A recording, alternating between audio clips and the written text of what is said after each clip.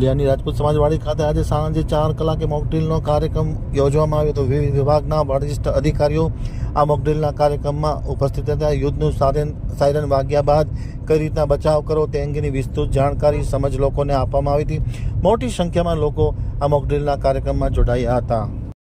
નલિયાથી મારા પ્રતિનિધિ હિરેન ગોસ્વામીનો એક વિસ્તૃત અહેવાલ. નલિયામાં રાજપૂત સમાજની વાડી ખાતે મોકડ્રીલનો કાર્યક્રમ યોજવામાં આવ્યો હતો. પોલીસ, હેલ્થ વિભાગ, હોમગાર્ડ, સિવિલ ડિફેન્સ વિભાગ, મહિલા વિભાગ, પીજીવીસીએલ, ફાયર વિભાગ, એરફોર્સ, આરએનબી, ફોરેસ્ટ વિભાગના કર્મચારીઓ તથા અન્ય કર્મચારીઓ, સિવિલ ડિફેન્સ ભુજના કર્મચારીઓની ઉપસ્થિતિમાં આ મોકડ્રીલનો કાર્યક્રમ યોજવામાં આવ્યો હતો. મોટી સંખ્યામાં નલિયા અને આસપાસના ગ્રામ્યજનના લોકો પણ આ મોકડ્રીલ જોવા માટે ઉપસ્થિત રહ્યા હતા. યુદ્ધના સાયરન વાગ્યા બાદ કઈ રીતે સ્વ બચાવ કરવો અથવા બચાવની કામગીરી માટે આવેલા કર્મચારીઓને કઈ રીતે કામગીરી કરવી તે અંગે વિશેષ માર્ગદર્શન આપવામાં આવ્યું હતું. મોકડ્રીલના કાર્યક્રમમાં પ્રાંત અધિકારી K J. Vaghela, chief warden Vinodbhai Thakar, R K. Sharma, Naliya વાયુદળના રોહિતભાઈ, નાગરિક સંરક્ષણ ભુજના M K. Sinha, Naliya block health officer તથા રામજીભાઈ કોહલી, નલિયાના સરપંચ મહાવીરસિંહ જાડેજા, તાલુકાના પ્રમુખ ચંદનસિંહ, એસટી વિભાગ અબડાસા તાલુકા સરપંચના તથા નાયબ મામલતદાર શ્રી વ્યાસ સહિતના લોકો ખાસ ઉપસ્થિત હતા. તમામની ઉપસ્થિતિમાં આ મોકડ્રીલનો कार्यक्रम संपन्न करवामा आव्यो हतो. हैंडल कैसे होता है, हमें क्या क्या करना चाहिए और उस दौरान क्या क्या नहीं करना चाहिए, उस बारे में मैं आपको थोड़ा सा बताना चाहता हूँ कि जैसे फायर हुई कहीं पे भी तो हमें उस कंडीशन में कहीं से भी कॉल आता है तो उस दौरान सबसे पहले फायर टीम फायर टेंडर लेके पहुंचती है. किस जगह पे वहाँ पे आग लगी हुई है उस लोकेशन को देखते हैं. कोई वहाँ पे आदमी बसा हुआ है, कोई कैजुअलिटी है तो उसके बारे में जानकारी लेते हैं. हवा का रुख किधर से है वो रुख देख के फिर फायर टेंडर का मूवमेंट स्टार्ट करते हैं और हम फायर फाइटिंग करते हैं. जब भी कहीं इमरजेंसी होती है तो ऐसी हड़बड़ी हो जाती है कि हम सही करते करते भी थोड़ा बहुत उल्टा काम कर देते हैं. तो उस कंडीशन में हमें जब भी फायर की गाड़ी आए तो उसे प्रॉपर रास्ता देना है, क्योंकि जल्दी से जो रास्ता मिलेगा तो टाइम से गाड़ी वहां पे पहुंच पाएगी. एग्जैक्ट लोकेशन कहां पे है जिसमें की आग लगी हुई है उसके बारे में जानकारी हमें देनी है. जितनी अच्छी जानकारी आप लोगों की तरफ से मिलेगी उतनी जल्दी फायर फाइटिंग टीम उसको कवर करेगी. ये कुदरती હોય કે માનવ સર્જિત આપત્તિ હોય તો આપત્તિને પહોંચી વળવા માટે સૌથી પહેલા આપણે આપત્તિને પહોંચી વળવા માટે આપણે પોતાની જાતને પ્રિપેર કરવા માટે આ પ્રકારની મોક ડ્રીલનું આયોજન કરવામાં આવતું હોય. તો આ મોક ડ્રીલથી આપણે શીખવાનું છે કે ભવિષ્યમાં કોઈ આવી આપત્તિ ઊભી થાય તો એ આપત્તિમાં આપણે આપણી જાનમાલનું અને માનવ મૃત્યુને કઈ રીતે ઓછું કરી શકીએ, તો માનવને કઈ રીતે ઓછું નુકસાન થાય એ માટેના બચાવની પ્રક્રિયાઓ કઈ કઈ છે એ બધી સમજ આપણામાં આવે ને આપણે જે સમજ અહીંયાથી લઈ જઈએ એ આપણા આજુબાજુના આડોશી પાડોશીને પણ આપીએ, જેથી કરીને જ્યારે પણ આવી કોઈ ભયંકર પરિસ્થિતિ ઊભી થાય करना होता है या आपको लॉकडाउन प्रोसीजर, इसके बारे में थोड़ा संक्षेप में बताऊंगा.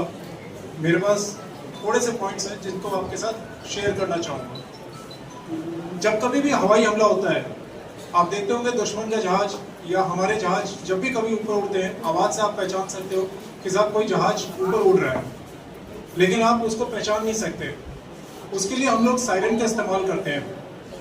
जो हमारे यहाँ सायरन है, जब कभी भी हवाई हमला होगा आपके पास तो उसमें एक सायरन बजाते हैं.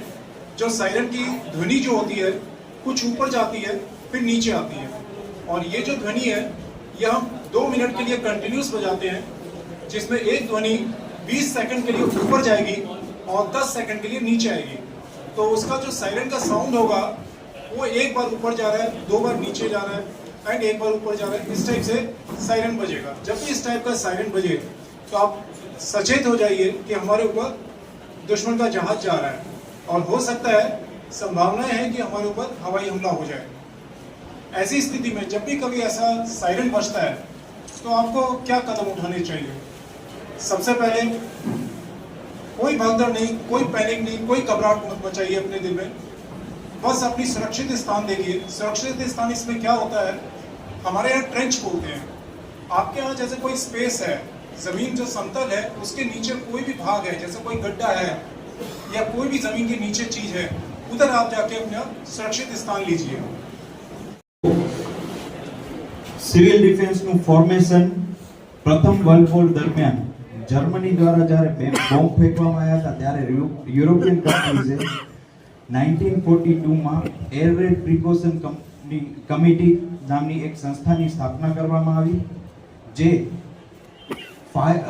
એર રેડની માહિતી સાયરન દ્વારા સિવિલિયન એરિયા સુધી પહોંચાડવાની કામગીરી કરતી હતી.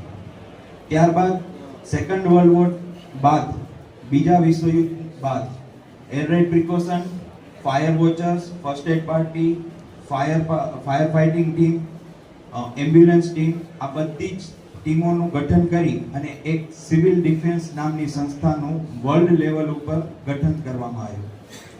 ત્યારબાદ 1961ના આપણા ચીન સાથેના યુદ્ધ બાદ, 1962ના ચીન સાથેના યુદ્ધ બાદ ભારત સરકારને સિવિલ ડિફેન્સની જરૂરિયાત ઊભી થઈ, તો 1962માં ડાયરેક્ટર જનરલ સિવિલ ડિફેન્સની પોસ્ટ એ ગૃહ ખાતામાં ઊભી કરવામાં આવી અને 6 ડિસેમ્બર 1962ના રોજ રાજ્યોમાં સિવિલ ડિફેન્સની સ્થાપના કરવામાં આવી.